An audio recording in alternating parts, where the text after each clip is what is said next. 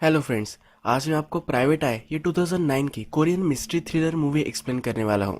जिस तरीके से शार्लॉक होम्स में शार्लॉक होम्स और डॉक्टर वॉटसन इन दोनों की रिलेशनशिप दिखाई गई है, उसी तरीके से इस मूवी के कैरेक्टर्स में भी इन्होंने डेवलप करने की कोशिश की है और अच्छे परसेंटेज में ये सफल भी हो जाते हैं। ये मूवी अलग अलग टर्न से भरी हुई है, तो चलिए इसे एक्सप्लेन करना स्टार्ट करते हैं। मूवी स्टार्ट होती है और हमें दिखता है कि एक आदमी जंगल से चल रहा है, उसके साथ एक डेड बॉडी है, इसे वो लेकर जा रहा होता है। इसके बाद जिन हो, जो हमारा मेन कैरेक्टर है, ये हम देखते हैं। जिन हो एक प्राइवेट डिटेक्टिव होता है। एक वाइफ चीट कर रही थी, तो जिन्हों ने उस हस्बैंड को वो जहाँ चीट कर रही थी वहां पर लाकर छोड़ा था। जब चीटिंग करते हुए वाइफ को उसने पकड़ लिया तो इसकी फोटो जिन्हों ने ले ली। ये फोटो जाकर जिन्हों अब न्यूज़पेपर वाले को देकर आता है। न्यूज़पेपर वाले अफेयर्स की स्टोरीज के लिए इसे पैसे देते हैं। ये यही काम करता है। जिन्हों का एक ड्रीम होता है कि वह अमेरिका जा सके, इसीलिए पैसे सेव करने के लिए ये सब वो काम करता है। न्यूज़पेपर एडिटर इसे पैसे देता है और पूछता है कि तुम क्यों वहां जाना चाहते हो, कि वहां मैं बहुत सारे पैसे कमाना चाहता हूँ। ये जोक कर देता है कि वहाँ बहुत सारी वाइफ्स चीट करती होंगी। अब जिन्हो सिटी में आता है, इसे एक्चुअल में डिटेक्टिव वर्क भी करना होता है, इसीलिए अपने पैम्पलेट्स सिटी में लगा देता है। इसके बाद नेक्स्ट सीन में हमें दिखाया जाता है एक ऑपरेशन चल रहा है। यहाँ पर एक बड़े डॉक्टर होते हैं जो जापानीज होते हैं। इनके हाथ के नीचे हमारा और एक मेन कैरेक्टर जिसका नाम जैंग होता है, ये काम करता है। इस ऑपरेशन में जैंग थोड़ा भी डरा नहीं था और सही से उसने डॉक्टर को हेल्प की थी। तो जब ये ऑपरेशन खत्म हो जाता है तो डॉक्टर जैंग से कहते हैं कि तुम्हें और भी प्रैक्टिस करनी चाहिए। जैंग जनरली एनिमल्स पर प्रैक्टिस करता है, तो डॉक्टर उसे कहते हैं कि अब तुम्हें ह्यूमंस पर प्रैक्टिस करनी चाहिए। डॉक्टर ने अभी अभी ऑपरेशन किया है, पर इसके बदले में उसे एक भेज दी गई है। ये जो हमारी स्टोरी का टाइम पीरियड है, ये 19th सेंचुरी का स्टार्टिंग का पीरियड है। इसी वजह से यहाँ हमें दिखता है कि डॉक्टर को एज अ पेमेंट वो भेज दे देते हैं। डॉक्टर इसमें फ्रस्ट्रेटेड होता है क्योंकि जापान में लोग ऐसा नहीं करते थे। इसके बाद हमें एक क्राइम सीन दिखता है जहाँ बहुत सारा ब्लड पड़ा हुआ होता है। यहाँ पर यंग नाम के पुलिस ऑफिसर को बुलाया जाता है। यंग ये क्राइम सीन दिखता है तो वहाँ बहुत सारा ब्लड होता है। जल्दी से उसके नीचे काम करने वालों को ये पोंछने के लिए बोलता है। ये कहता है कि ये मास्टर के सन का रूम था, किसी को भी पता नहीं चलना चाहिए। मास्टर आकर ये देखता है और इसे बहुत ही सदमा लगता है। मास्टर का बेटा ही गायब हो गया है, तो बहुत ही चिढ़ गया होता है। वो जल्दी से जल्दी यंग को ढूंढने के लिए बोलता है। यंग भी कहता है कि अगर आपका बेटा नहीं होता तो मुझे जॉब कभी भी नहीं लगती। ये मास्टर कहते हैं कि अगर तुमने सही से मेरे बेटे को ढूंढ दिया तो तुम्हारा नाम हम हिस्ट्री में अमर कर देंगे। अब नेक्स्ट सीन में यंग सस्पेक्ट्स की लिस्ट निकालता है। वो अपने कलीग के साथ ये लिस्ट देखता है और उनके नाम से ही लॉजिक बनाने की कोशिश करता है। एक के नाम में टाइगर होता है, तो इसने ही ये काम किया होगा, इसीलिए उसको ही वो सस्पेक्ट बना देते हैं। मास्टर को बहुत ही बुरा लग रहा होता है। अपने फ्रेंड से कहता है कि अभी अभी तो मेरा बेटा पढ़कर आया था, उसका कौन एनिमी हो सकता है। दिन वो पूरे एम्पायर को रूल कर सकता है। यहाँ पर हम देखते हैं कि जैंग मौजूद है। साफ सफाई का काम वो यहाँ करता है और काम करते करते ही वो मास्टर के सन की फोटो देखता है। इसे शॉक लगता है और वो बहुत ही डर जाता है। रात में सड़क से जब ये जा रहा होता है तो लोग बात कर रहे होते हैं कि मास्टर के सन को अगर कुछ हो गया तो ये बहुत ही बुरा होगा। जिसने ये किया होगा उसे बहुत ही तड़पाया जाएगा। मास्टर ने उसके सन को ढूंढकर जो देगा, इसके लिए बहुत सारा इनाम रखा हुआ होता है। सुबह हम देखते हैं कि जैंग जिन्हो के पास आता है। उसे आकर कहता है कि मुझे एक आदमी को ढूंढना है। जब वे पैसे वगैरह डिस्कस कर लेते हैं तब जैंग उसे कहता है कि वो एक मर्डरर है। मर्डरर का नाम सुनकर जिन्हो पीछे हट जाता है। वो पुलिस के कामों में ज्यादा इंटरफेयर नहीं करना चाहता, उसकी लाइफ को भी खतरा हो सकता है, तो इसके लिए वो केस लेने वाला नहीं। जैंग कहता है कि प्लीज एक बार मेरी बात तो सुन लो। जैंग को उसने बाहर निकाल दिया होता है। जैंग उसे 5 वॉन देता है। वो कहता है कि मेरी सिर्फ बात सुनने के लिए ये है। जैंग फिर जिन्हो को एक जगह पर लेकर आता है। जैंग उसे एक डेड बॉडी दिखाता है। ये मास्टर के बेटे की डेड बॉडी होती है। जिन्हो जब ये देखता है तो डर जाता है। वो कहता है कि अब मुझे यहाँ से जाना पड़ेगा, मैंने ये कभी देखा ही नहीं, ऐसा अब मैं प्रिटेंड करूंगा। मुझे ये पता है, ये मैं किसी को भी नहीं बताऊंगा, पर ये केस जिन्हो को नहीं लेना होता। जैंग जिन्हो को कहता है कि मुझे बॉडी मिली थी, मैंने नहीं किया है, और इस काम के लिए उसे 500 वॉन देना चाहता है। जिन्हो को अमेरिका जाने के लिए जो टिकट लगने वाला है, इसकी प्राइस ही 500 वॉन है। 500 वॉन सुनकर जिन्हो रुक जाता है। जिन्हो कहता है कि तुम्हारे पास बॉडी है, तुम जाकर डायरेक्टली देकर आ सकते हो। जैंग कहता है कि मैंने इसके लीवर वगैरह सब कुछ निकाल लिया है। हमने देखा था कि डॉक्टर ने जैंग को कहा था कि रियल ह्यूमंस पर इसे प्रैक्टिस करनी चाहिए, तो यही जैंग कर रहा था और इसी वजह से उसने लीवर वगैरह सब कुछ बॉडी से निकाल लिया था। हमने मूवी के फर्स्ट में देखा है कि एक आदमी जंगल से बॉडी लेकर जा रहा था, ये जैंग ही था। घूमते फिरते इसने एक बॉडी देखी और इस पर एक्सपेरिमेंट करना चाहिए ऐसा उसे लगा, इसलिए ये बॉडी ये घर पर लेकर आया। अब जिनहो पैसों के लिए ये केस लेने के लिए रेडी हो जाता है। जैंग फिर उसे जहाँ पर बॉडी मिली थी वहाँ लेकर आता है। ये जगह फॉरेस्ट में होती है और बॉडी वहाँ पड़ी हुई थी। जिन्हो आसपास देखता है तो काट के निशान उसे दिखते हैं। जिन्हो को लगता है कि अगर इस काट को उसने पहचान लिया तो किलर के पास वो पहुंच जाएगा, पर जैंग ने ही ये काट लाया था। ये जैंग को फिर से मजाक कर कर पूछता है, क्या तुम श्योर हो कि तुमने नहीं किया? इसके बाद हम देखते हैं कि दोनों मार्केट में आ जाते हैं। जैंग जिन्हो को कहता है, क्या तुम्हें यह अजीब नहीं लगता कि फॉरेस्ट के मिडल में जहाँ किसी को भी ये बॉडी मिल जाए, यहाँ बॉडी रखी गई थी। मर्डर ने कुछ भी एफर्ट नहीं लिए थे। जिन्हो कहता है कि इसके पीछे दो रीजन हो सकते हैं। पहला कि वो बहुत ही इडियट है और दूसरा कि वो चाहता था कि ये बॉडी किसी न किसी को तो मिल जाए। जिन्हो जैंग से कहता है कि मुझे लगता है कि मेरा पीछा कोई कर रहा है। इस आदमी को स्पॉट करता है और इसके पीछे पीछे भागने लग जाता है। जिन्हो एक जगह पर टकरा जाता है और ये आदमी आगे चला जाता है। जैंग को लगता है कि यही किलर हो सकता है। इसके बाद हम देखते हैं कि जिन्हो एक लड़की के पास आता है। इस लड़की का नाम होता है सुन। ये हमारे और एक मेन कैरेक्टर है। एक फैक्ट्री जैसी जगह पर काम करती है, पर वहाँ वो बहुत सारे एक्सपेरिमेंट करती है। एक्चुअल में इसे साइंटिस्ट बनना होता है, इसलिए हमेशा एक्सपेरिमेंट करती रहती है। जिन्हो को उसने एक दूरबीन दी थी, पर अब वो टूट चुकी है, इसलिए जिन्हो उसके पास आता है। इसके बाद ये बात करते करते चलने लग जाते हैं। जिन्हो कहता है, मेरे पास एक बहुत ही अच्छी केस आई है, अगर उसने सॉल्व कर दी तो उसे अमेरिका जाने के लिए पैसे मिल जाएंगे। सुन को भी ये सुनकर अच्छा लगता है कि तुम भी बहुत ही स्मार्ट हो, अगर तुम भी अमेरिका गई तो वहाँ बहुत सारी चीजें तुम सीख सकती हो। वो पूछती है, क्या तुम मुझे पूछ रहे हो कि मैं तुम्हारे साथ आऊँ? जिन्हो कहता है कि नहीं, मैं ऐसा नहीं बोल रहा। सुन कहती है, मैं सब एक्सपेरिमेंट्स वगैरह करती हूँ, ये कर कर मैं ऑलरेडी बहुत सारी रिस्क ले रही हूँ। सुन टेलीस्कोप और इस तरह की अलग अलग चीजें बनाती है। 1900 का जो वक्त था ये इतना प्रोग्रेसिव नहीं था, औरतें ये सब कर सके एक्सेप्टेड नहीं था, इसीलिए सुन कहती है कि मैं कर कर ऑलरेडी रिस्क ले रही हूँ। इसके बाद हम देखते हैं कि जिन्हो मास्टर के घर में आ जाता है, जहाँ पर मास्टर के सन को उठवाया गया था। तो एज ए पुलिस ऑफिसर वो ढोंग कर कर वहाँ आ जाता है, पूरे मर्डर सीन को देखता है। यहाँ पर उसे ड्रग्स मिलते हैं। ये सब छानबीन कर रहा होता है, तभी एक पुलिस ऑफिसर उसे ढूंढ लेता है। इसके बाद उसे यंग के पास लेकर जाया जाता है। यंग उसे मारता है और कहता है कि अब ये केस खत्म हो चुका है, इसने जो रियल किलर है उसे पकड़ लिया है। यंग ने किसी को भी उठा लिया है और उससे वो कन्फेशन लेने के लिए जबरदस्ती कर रहा है। जिन्हो कहता है कि अगर ये किलर है तो उसने बॉडी कहाँ रखी है। यंग ने सिर्फ सस्पेक्ट के नाम से उसे पकड़ लिया था। ये लॉजिक जब जिन्हो सुनता है तो इस पर वो हंसने लग जाता है। जिन्हो को फिर छोड़ दिया जाता है। वो डायरेक्टली जैंग के पास आता है। जिन्हो ने मर्डर सीन से जो ड्रग्स लाए थे वो जैंग को दे देता है, क्योंकि उसे पता नहीं है कि ये ड्रग्स है। जैंग अब इसका स्टडी करने लग जाता है और उसे पता चल जाता है ये ड्रग्स है। जहाँ पर ये ड्रग्स सेल किए जाते हैं वहाँ फिर जिन्हो और जैंग पहुंच जाते हैं। यहाँ अंदर सब नशेड़ी पड़े हुए होते हैं। यही से ही मास्टर के सन ने ड्रग्स लिए होंगे, तो इसकी इंक्वायरी वो करने लग जाते हैं। थोड़ी देर में इस जगह का बॉस आ जाता है और वो जैंग को पहचान लेता है। उसे पता है कि डॉक्टर के नीचे काम करता है और ये कभी भी ड्रग्स नहीं करता। अब ये गुंडा सब आदमियों को लेकर उसे मारने लग जाता है। जैंग और जिन्हो भी रेजिस्ट करते हैं और बहुत सारे लोगों को मारते हैं।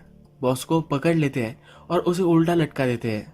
उसे पूछते हैं कि तुमने लास्ट बार कब मास्टर के सन को देखा था। पहले बोल नहीं रहा था, पर उसे बहुत डराते हैं तो बोलने लग जाता है।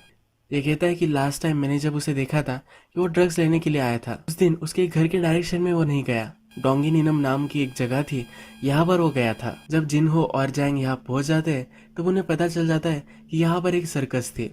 ये सर्कस अब जरा आगे चली गई है। नेक्स्ट सीन में हम देखते हैं कि रात में कमिश्नर के घर पर एक आदमी आता है। इस आदमी को कमिश्नर जानते हैं तो अंदर आने देते हैं, पर यह आदमी कमिश्नर का खून कर देता है। फिर से जंगल में जहाँ जैंग को मास्टर के सन की बॉडी मिली थी उसी जगह पर पुलिस को मिल जाती है। अब कमिश्नर की डेड बॉडी मिल चुकी है तो मास्टर और भी चिढ़ गए होते हैं। मास्टर यंग को धमकी देते हैं कि अगर उसने उसके सन को नहीं जल्दी से ढूंढ कर दिया तो उसे वो फायर कर देंगे। इसके बाद हम देखते हैं कि यंग एक आदमी के पास आया हुआ है। इसका नाम होता है इक्वांग। यंग इक्वान से पूछता है कि मैंने तुम्हें ही इन दोनों को इंट्रोड्यूस कराया था, यानी कि कमिश्नर और मास्टर का बेटा, और अब ये दोनों डेड है। इक्वांग पर ये शक ले रहा होता है। इक्वांग कहता है कि वो दोनों बड़े आदमी थे, इनके बहुत सारे एनिमीज हो सकते हैं। हमने मूवी में देखा है कि जिसको कमिश्नर ने मारा था यही इक्वान है। अब पुलिस को कमिश्नर की बॉडी मिल चुकी है तो उसकी ऑटोप्सी करने के लिए डॉक्टर को बुलवाया जाता है, पर डॉक्टर जैंग को ही लेकर आता है। जब जैंग ऑटोप्सी कर रहा होता है तो कमिश्नर के मुंह में एक कपड़ा होता है जिसको छुपाकर अपने पॉकेट में रख लेता है। यह इस ऑटोप्सी में फिगर आउट करता है कि जिस नाइफ में दोनों तरफ से धार होती है, इसे नाइफ से मर्डर किया गया था। ये रात में जाकर जिन्हो को ये सब बातें बता देता है। जिन्हो भी इन्वेस्टिगेशन कर ही रहा था तो उसे नाइफ के बारे में पता चल गया था। कमिश्नर के मुंह में जो कपड़ा था, ये एक नया सुराग उन्हें मिल चुका है, तो इसके पीछे अब वो लग जाते हैं। ये कपड़ा आया कहाँ से है ये पता नहीं कर पाते। सुन इंटेलिजेंट है तो सुन के पास जिन्हो ये कपड़ा लेकर आता है, पर थोड़े एक्सपेरिमेंट करती है। फिर उसे पता चलता है कि इस कपड़े पर फ्लावर बना हुआ था। इसे फ्लावर के कपड़े सर्कस में ही लोग पहनते हैं। कमिश्नर का बेटा मर्डर होने से पहले सर्कस में ही गया था, तो अब ये दो एविडेंस इन्हें मिल चुकी है, तो सर्कस में कुछ ना कुछ तो गड़बड़ है। इसे परस्यू करने के लिए वो निकल जाते हैं। जाकर वो सर्कस देखने लग जाते हैं तो वहाँ इक्वांग होता है। इक्वांग डबल एज नाइफ से एक शो दिखाता है जिसमें वो एक आदमी को बोर्ड से बांधता है और उस पर ये चाकू चलाता है। इक्वांग कहता है कि ऑडियंस में से अगर कोई आ जाए तो सचमुच में ये गेम खेलते हुए डरेगा, तो ये बहुत ही मजा आएगा। जिन्हो जल्दी से उठ जाता है और इसके लिए रेडी हो जाता है। इक्वान थोड़ी देर तक आंखों में पट्टी बांध लेता है, उसके बाद चाकू चलाने लग जाता है। ये देखकर जिन्हो बहुत ही डरा हुआ होता है, पर सक्सेसफुल ये गेम कंप्लीट हो जाता है। जब जिन्हो ने इस गेम के लिए वॉलंटियर किया था तो उसी वक्त उसने नाइफ वहां से चुरा ली थी। ये नाइफ वो चेक करते हैं और कंफर्म हो जाता है कि इसी नाइफ से मर्डर हुआ था। जिन्हो अभी भी कह नहीं सकता कि इक्वांग ने मर्डर किया है, क्योंकि सर्कस में इन नाइफ्स को कोई भी पा सकता है और किसी ने भी मर्डर किया हो सकता है। इसके बाद हम सर्कस देखते हैं। इक्वांग ने एक लड़कियों को पकड़कर लटकाया हुआ होता है। ये लड़की यहाँ से भाग रही थी, इसी वजह से उसे कहता है कि मैंने तुम्हें बाय किया है, मैं तुम्हारे साथ जो चाहे वो कर सकता हूँ। इस लड़की की एक छोटी बहन भी थी, उसे पकड़ कर ले आए हैं। इस छोटी लड़की की भी स्किन जलाने वाला था, पर बड़ी लड़की कहती है इसका पीरियड आया हुआ है। ये सुनकर इसे खुशी होती है। ये इस छोटी लड़की को छोड़ देता है। इसके बाद हम देखते हैं कि न्यूज़पेपर वालों के यहाँ जिन्हो को बुलाया गया है। सर्कस में एक बड़ा इवेंट चल रहा है जहाँ गवर्नर, पुलिस ऑफिसर ये सब आने वाले हैं। यहाँ किसी को भी अलाउड नहीं है, तो जिन्हो को वो कहता है कि वहाँ जाकर चुपके से तुम कुछ इमेजेस लेकर आओ। यहाँ क्या चलता है ये किसी को भी पता नहीं है, इन्हें हम कुछ एक्सपोज कर सकते हैं। ये न्यूज़पेपर वाला कहता है कि ये काम डेंजरस हो सकता है। जिन्हो प्रिटेंड करता है कि उसे भी ये डेंजरस लग रहा है, पर एक्चुअल में उसे भी जाना होता है, क्योंकि अब वो केस की इन्वेस्टिगेशन करने के लिए सर्कस के बारे में और भी कुछ जानना चाहता है। सर्कस के यहाँ जाकर सर्कस वालों से वो कहते हैं कि तुम्हें फ्री की पब्लिसिटी मिल जाएगी, इसलिए वो सर्कस वाले भी इन्हें फोटो लेने के लिए हेल्प कर देते हैं। जिन्हो अलग अलग टेंट में घुसता है और वहाँ नाइफ्स खोजने लग जाता है।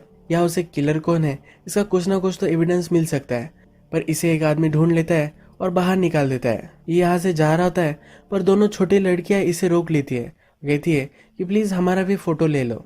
जिन्हो पहले मना करता है, पर ये बहुत ही स्वीटली उससे रिक्वेस्ट करती है, तो जिन्हो भी मान जाता है। जिन्हो सुन को उसकी केस के बारे में सब कुछ चीजें बताता है, तो सुन को सब कुछ मालूम है, तो वो भी थोड़ी सी इन्वेस्टिगेशन करती है। सुन पता करती है कि जो इक्वांग है ये अलग अलग बिहेव करता है। एक बार वो कुछ करेगा तो दूसरी बार कुछ अलग ही चीजें करता है। पुलिस पर यानी कि यंग पर अब प्रेशर बढ़ने लग चुका है, तो एक आदमी को जो बहुत ही गरीब होता है कन्फेशन करने के लिए मना लेता है। ये एक फेक बॉडी भी रखवा आते हैं। ये आदमी सिर्फ पैसों के लिए एडमिट करता है कि उसने ही मास्टर के सन को मारा है। जब इस मर्डर को देखने के लिए जिन्हो और जैंग जाते हैं, तो जैंग कहता है कि मैं तो इसे पहचानता हूँ, ये वही आदमी था जिस पर ऑपरेशन हुआ था। ये बहुत ही गरीब है, इसी वजह से इसने कन्फेशन किया होगा, ये वो जिन्हो को बताता है। जिन्हो अब यंग के पास जाता है, उसे कहता है कि मुझे मालूम है कि ये रियल किलर नहीं है, मैं सब जाकर ये मास्टर को बता सकता हूँ। यंग कहता है कि प्लीज ऐसा मत करो। यंग पूछता है कि तुम्हें क्या चाहिए। जिन्हो कहता है कि मुझे सिर्फ 3 दिन दो, 3 दिन में सही मर्डर में ढूंढ निकालूंगा, तब तक इस आदमी को कुछ भी होना नहीं चाहिए। अब रात में इन्वेस्टिगेशन करने के लिए जिन्हो सर्कस के आसपास घूम रहा होता है, तभी इक्वांग उसे ढूंढ लेता है। इस पर वो चाकू लगाता है, कहता है कि तुम यहाँ कर क्या रहे थे। ये जिन्हो को धमकी देता है कि अगर वो आसपास फिर से दिखा तो उसे मार डालेगा। जिन्हो कहता है कि मुझे मालूम है कि तुम ही मर्डरर हो। इक्वांग ये सुनकर सरप्राइज हो जाता है, जैसे उसने कुछ किया ही नहीं है ऐसा वो प्रिटेंड करता है। अब इन दोनों में फाइट हो जाती है, पर इक्वांग का ट्विन ब्रदर वहां जाता है। ये दोनों मिलकर जिन्हो को बांध देते हैं। इसके बाद ये सर्कस का शो करते हैं। इक्वांग का जुड़वा ब्रदर अब जिन्हो से मिलने के लिए आता है। जिन्हो कहता है कि तुमने ही मर्डर किए हैं। ये जुड़वा ब्रदर कहता है कि तुम पुलिस नहीं हो, हम दोनों को अकेला छोड़ दो। जिन्हो अभी भी बंधा हुआ है और उसी वक्त सर्कस का शो चल रहा होता है। हमने जो 2 लड़कियां देखी थी वो सर्कस में काम करती है और शो करते वक्त ऊपर से वो छलांग लगा देती है। ये बहुत ही इंजर्ड हो जाती है।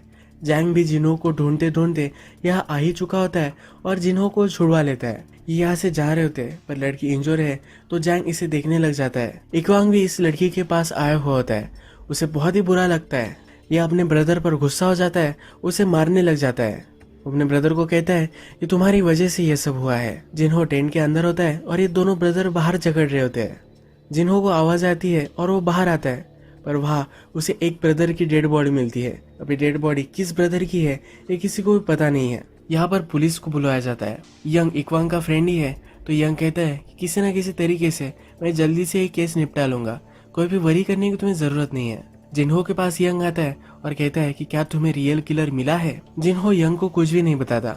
जिन्हो को पता है कि जो ब्रदर जिंदा है यही किलर है पर वो बताने नहीं वाला। जो छोटी लड़की ऊपर से गिरी थी इसको जैंग हेल्प कर सकता है। ये जल्दी से उसे हॉस्पिटल में लेकर आता है। वो डॉक्टर को सर्जरी करने के लिए बोलता है पर डॉक्टर मान नहीं रहा होता। जैंग डॉक्टर पर बहुत ही चिढ़ जाता है। वो कहता है कि क्या तुम सिर्फ पैसों के लिए नहीं कर रहे। डॉक्टर भी चिढ़ जाते हैं और वहां से चले जाते हैं। जैंग अब खुद ही ऑपरेशन कर डालता है। रात में जिन्हो सुन से मिलने के लिए आता है। जिन्हो अब जरा परेशानी में है। सुन ये पहचान जाती है। सुन कहती है तुम्हें जो भी लगता है जो तुम्हें करना चाहिए ये तुम कर डालो। वो कहती है कि जब तुम पुलिस में थे तुम जिस तरह से फियरलेस थे उसी तरीके से फिर से तुम ये काम करो।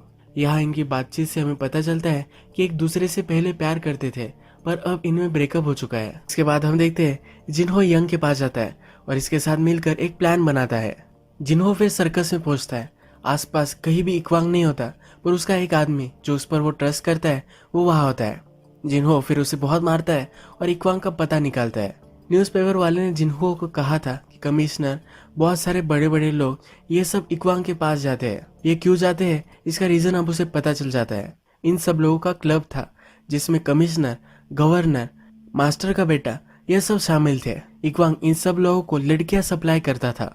ये सब मिलकर इन लड़कियों का शोषण करते थे। सर्कस में काम करने वाली लड़कियां हमने देखी है कि वो भागने की कोशिश कर रही थी। यही रीजन था कि वो भागना चाहती थी। इक्वांग के आदमी से जिन्हो पता निकाल लेता है इक्वांग अब कहाँ होगा। वो इस बार गवर्नर के पास आया हुआ है। एक्चुअल में इक्वांग और उसका जो ब्रदर है इनमें से एक लड़कियां सप्लाई करता था। दूसरे ब्रदर को जब पता चल गया कि उसका ही ब्रदर लड़कियां सप्लाई करता था तो वो बहुत ही चिढ़ गया। गुस्से में आकर रिवेंज लेने के लिए सबको मारने लग गया। जब एक दूसरे को इन्होंने कन्फ्रंट किया तो एक ब्रदर मर गया। जो मर गया वो लड़कियां सप्लाई करने वाला था पर अभी भी जो मर्डर कर रहा है वो जिंदा है। इस बार वो गवर्नर को मारने के लिए गया है। जिन्हो ये सब यंग को बता देता है और यंग अब उस जगह पर पहुंच जाता है। कमिश्नर को मारने से पहले ही इक्वांग को रोक लेता है। इक्वांग को अरेस्ट करना चाहता है पर इक्वांग यंग को मार डालता है। यहाँ पर गन लेकर जिन्हो भी पहुंच जाता है। इक्वांग जल्दी से छुप जाता है और सब लाइट्स बंद कर देता है। अब इन दोनों में बहुत फाइट होती है। फाइट में ही एक दीवार से जिन्हो टकरा जाता है। इस दीवार से उसे बहुत सारे ड्रग्स मिलते हैं, यानी कि लड़कियों के साथ साथ ड्रग्स भी सप्लाई किए जाते थे। यही ड्रग्स लेने के लिए मास्टर का बेटा सर्कस में आया था। लास्ट में जिन्हो गोली चलाकर इक्वांग को मार डालता है। केस अब सॉल्व हो चुका है तो जिन्हो को इस केस के लिए पैसे मिल जाते हैं। वो अमेरिका जाना चाहता था पर सुन को अमेरिका भेज देता है। सुन एक साइंटिस्ट है और वो अमेरिका जाकर अच्छा आविष्कार कोरिया में ला सकती है, इसलिए वो वहां उसे भेज देता है। सुन उसे कह रही होती है कि वो भी उसके साथ चल सकता है पर जिन्हो कहता है कि मैं अब उन दोनों लड़कियों का ख्याल रखने वाला हूँ। मूवी के लास्ट में हम देखते हैं जिन्हो और जैंग के पास कुछ आदमी आते हैं। इन दोनों को एक बड़े से आदमी के पास वो लेकर आते हैं। ये आदमी उनसे कहता है कि मेरा एक लेटर गुम हो गया है, ये नेदरलैंड में है। जिन्हो और जैंग एक अच्छी टीम बनाते हैं तो इन दोनों को ये लेटर ढूंढने का काम वो दे देता है। जब ये आदमी चला जाता है तो जिन्हो को पता लग जाता है कि ये आदमी और कोई नहीं था तो ये हमारे किंग ही थे। जिन्हो और जैंग दोनों बहुत ही खुश हो जाते हैं क्योंकि इन्हें बहुत सारे पैसे भी मिलने वाले हैं। अब ये दोनों एज अ टीम ये केस सॉल्व करने के लिए लग जाते हैं। यही मूवी एंड हो जाती है। अगर आपको ये वीडियो अच्छा लगा तो प्लीज़ इस वीडियो को लाइक कर दीजिएगा। बहुत सारी इस तरह की मूवीज़ लेकर आते रहते हो तो प्लीज़ चैनल को सब्सक्राइब कर दीजिए और बेल नोटिफिकेशन आइकॉन दबाने में मत भूलिए। हम फिर से मिलेंगे और एक नई मूवी के साथ। तब तक के लिए थैंक यू और आप अपने आप का ख्याल रखिए।